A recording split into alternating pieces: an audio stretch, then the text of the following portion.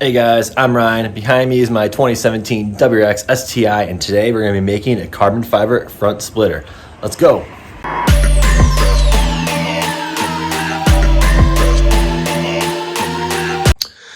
Okay, so first things first, you're going to want to create the design of your front splitter. The way to do this is take some cardboard, either some large pieces or tape a couple together, tape it underneath the bottom of your front bumper, and trace out your design. After you have your design, you're going to want to trace it out onto this hardboard. I bought this hardboard at Home Depot. It came 4 by 8 feet. I actually had them cut it down to 40 inches by 80 inches. And it actually fit in the back of my STi. I am 6 foot, a little over 6 foot tall. It did get it with the seats down through the trunk, and it kind of curled up the seats, the back seats, or the back of the front seats. So yeah, after you have the stencil you want, and you want to keep this because you'll need it for later. I traced it on the hardboard. Okay, so let's now cut out the carbon fiber. This carbon fiber is actually aerospace grade. It's also pretty strong. It's actually a 6 ounce per meter. 6 ounces per meter carbon fiber. I actually bought 10 yards and 50 inches. And so, yeah, let's cut it out.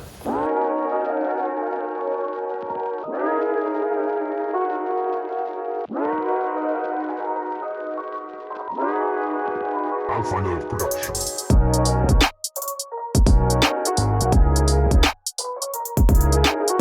So this is where my stencil will come handy.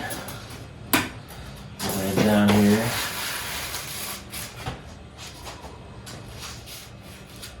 And I'm gonna make I'm gonna leave a little bit on these. I'm gonna leave a little bit. I want to leave a little overhang, so that way when it's done, I can cut it to the exact size I want. Also, you want to use tape. Use some masking tape. It actually helps with cutting it, and so the strands, each of those strands doesn't fray. Otherwise, they'll just unravel really easy.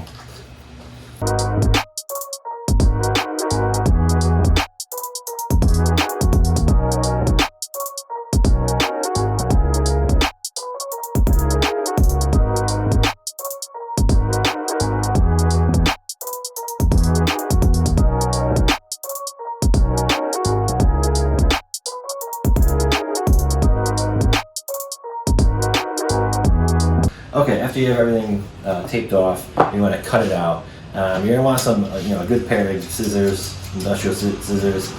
I think these are some Milwaukee shears. It's pretty good because you don't really want to be using scissors you're going to be using at your house or your wife. She might get irritated with you when you with them. So okay, let's cut it out.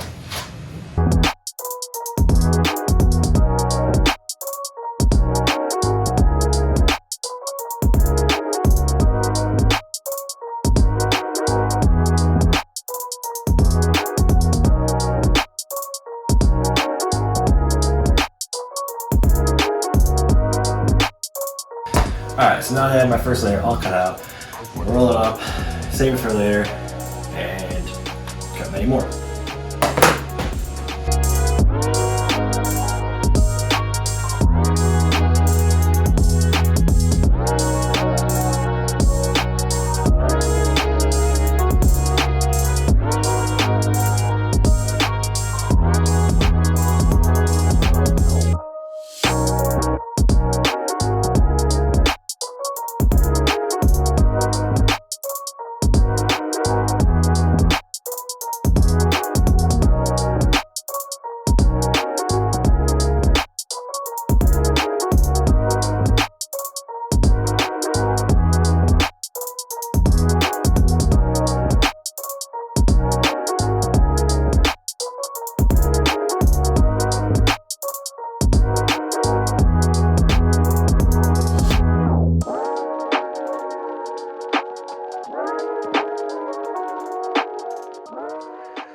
All right, so now that I have all the carbon fiber ready and prepared, cut up and ready to go, let's talk about the vacuum bagging.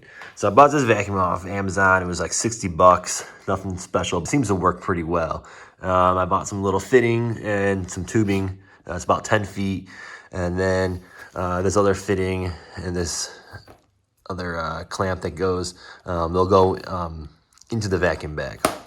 I would recommend a tube that goes on this. I think it's about a 1/2 inch. It's an exhaust tube because it does release an exhaust of oil, and your garage or whatever you're in will fill up with some kind of haze. So I do have a tube or a hose that goes off of this, and I have it routed to the outside of the garage. All right, so vacuum bagging. So the first thing that goes on top of your part is going to be release film or peel ply. Peel ply allows for a textured surface. It allows you to add more layers if you need. I actually got the perforated release film. Should leave a more smoother finish, and it has little holes in it, so it allows for excess epoxy to seep through. Peel ply also allows for excess epoxy. Next, you're gonna want some bleeder cloth. This soaks up all the excess epoxy, and it also allows for a nice clean vacuum throughout the part. Last but not least, you're gonna want the bag itself. The vacuum bag I got is a Stretch-A-Lon 200. I believe this allows for it to stretch 5 times greater than its original size, but that shouldn't be too much of an issue as we're only doing a flat part for this. All right, so let's get started cutting up our consumables.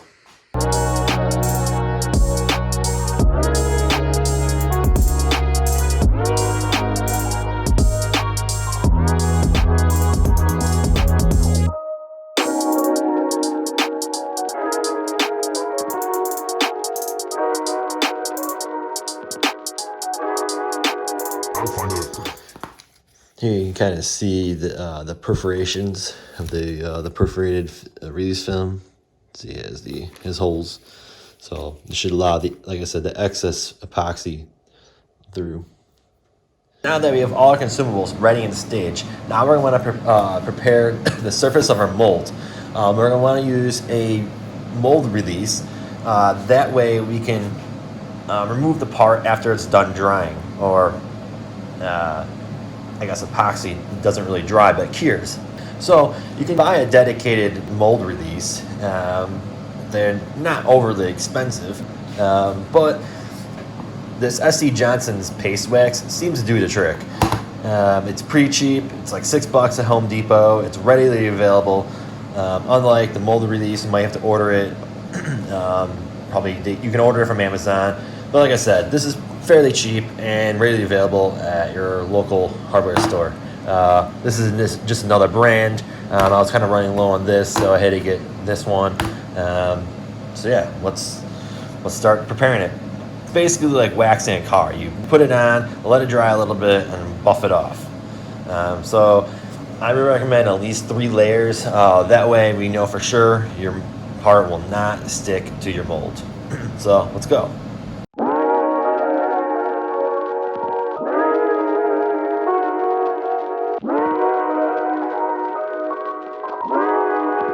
Alphanerd production. All right, so now that we've added our mold release, now we're gonna want to put this retrobutyl tape on. This will hold the vacuum bag. We'll put it around the perimeter of where our part will be. And so yeah, let's keep going.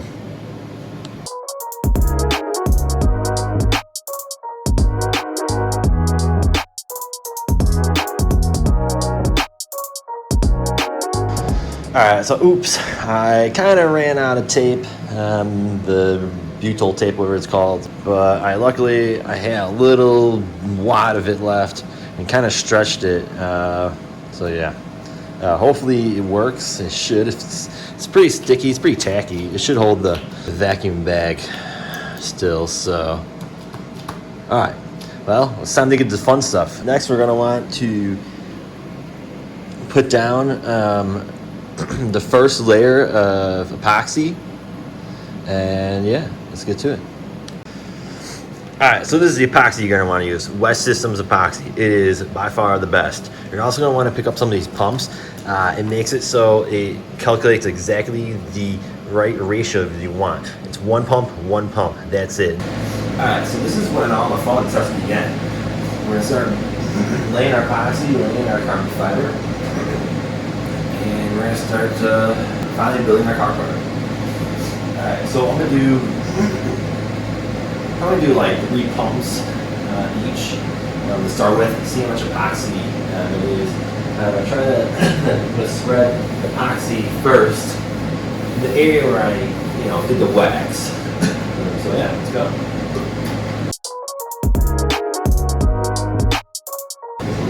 And do half a little bit, they're new pumps, so a little the first time to squirt it out when half became out. Alright, so you're just going to want to mix it up slowly. Try not to get much air bubbles in there.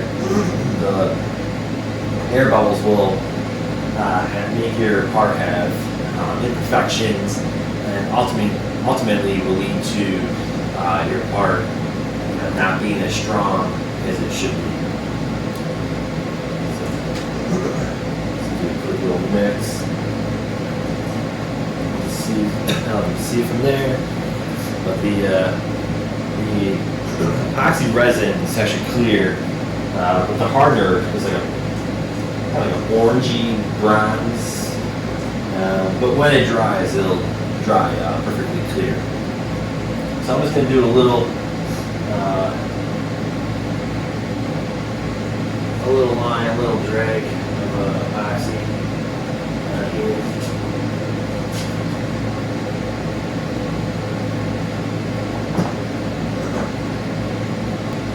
You're going to want to take your spreader, and I'm just going to spread it, the epoxy, in the lines of my part. That way I know that this will be where my part's at, and I might spread a little bit past it, just kind of have it so it's the epoxy goes a little bit farther than that. But yeah, so especially because the bottom layer will probably most likely be my the top part of it of the splitter.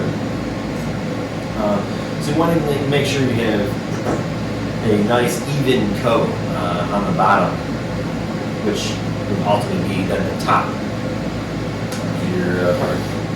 So I'm just going to do a nice spread, like nice even spread over the entire stencil.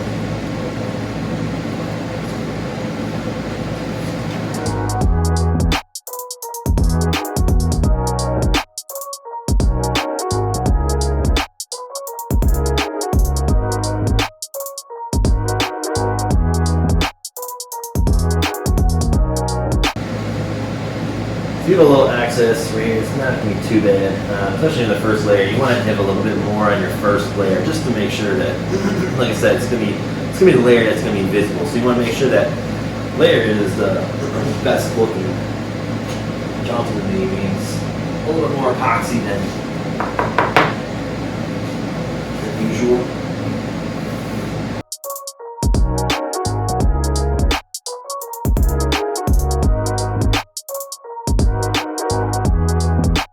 Alphanerd production.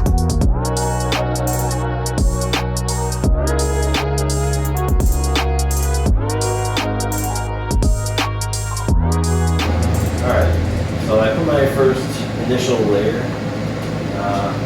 Let's put our first sheet of carbon. So this sheet will be the most critical. You want it to be, this is going to be the sheet that you're going to see. You're going to want to make sure you put it as, exactly perfect.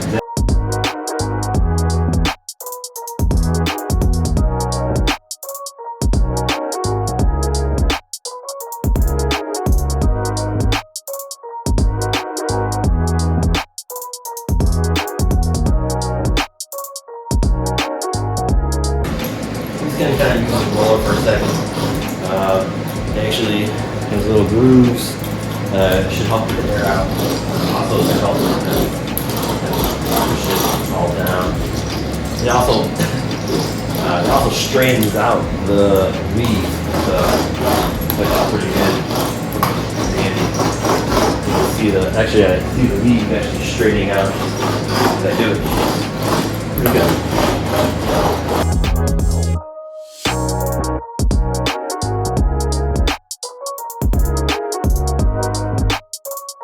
First layer down.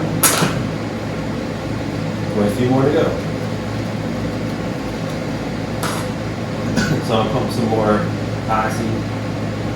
I'll do 3 pumps again. Might not use it all though on this. We'll see how much epoxy gets soaked up. Like I said, I might do a little bit more epoxy on this layer. I'll probably add 3 pumps should be good. Like I said, the top layer, or the top layer or the bottom, was the first layer you're doing.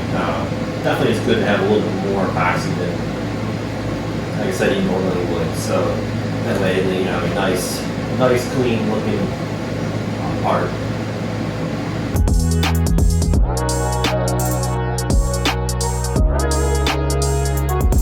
So yeah, you're just gonna want to spread it, get it nice and wet. You'll see it's hard to, like fiberglass. You can see if you wet it out because it looks like it's wet.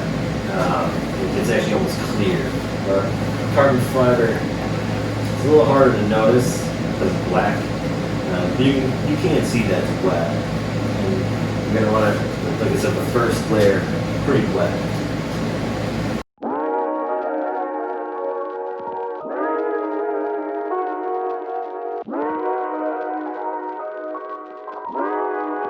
Alphanerd production.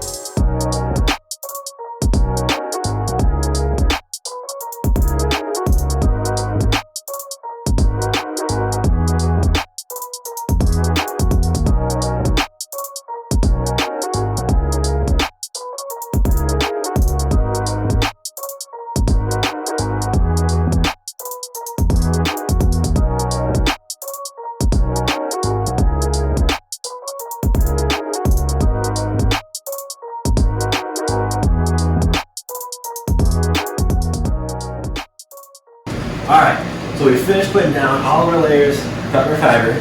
Now it's just time for the vacuum bag. So first we're going to start with the perforated peel, or no, perforated release film. So you want to put it down, like so. Take your squeegee again.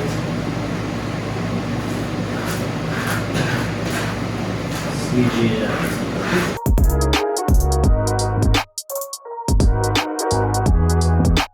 Alphanerd production.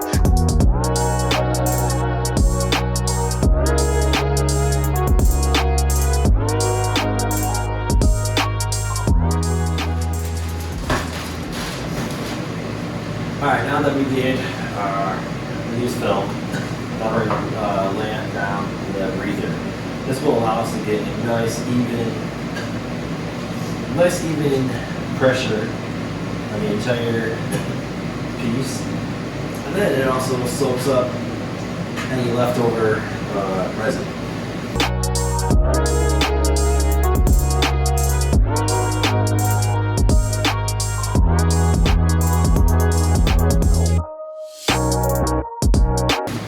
Alright, last but not least is the vacuum bag.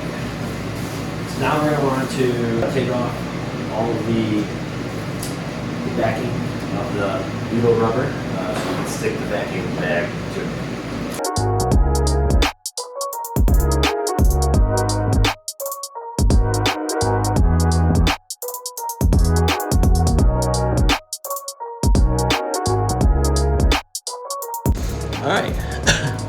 Alright, so the vacuum bag is on. Our splitter is all made. All we gotta do is put this thing in there, which I did forget to put in. So yeah, let's do that. Alright, once again we got it all. Next, you're gonna put this connected on there. This is for the vacuum, which I have it there. I also have a breather tube, a vent tube that And I'll just put right there. Just barely fits. There we go. Alright. Then I have the tube going out the garage because otherwise you'll have a dust cloud of oil and it's not very pleasant. Alright, so anyways. Take some scissors. Just gonna wanna pop a little hole as possible. Kind of possible. Let's see. It's stretchy. Alright, I'm gonna get my knife.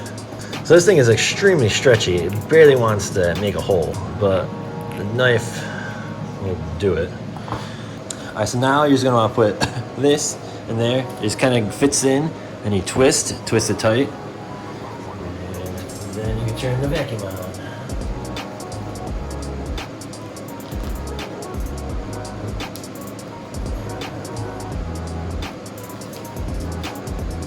Alright, so you have your vacuum hose in, connected.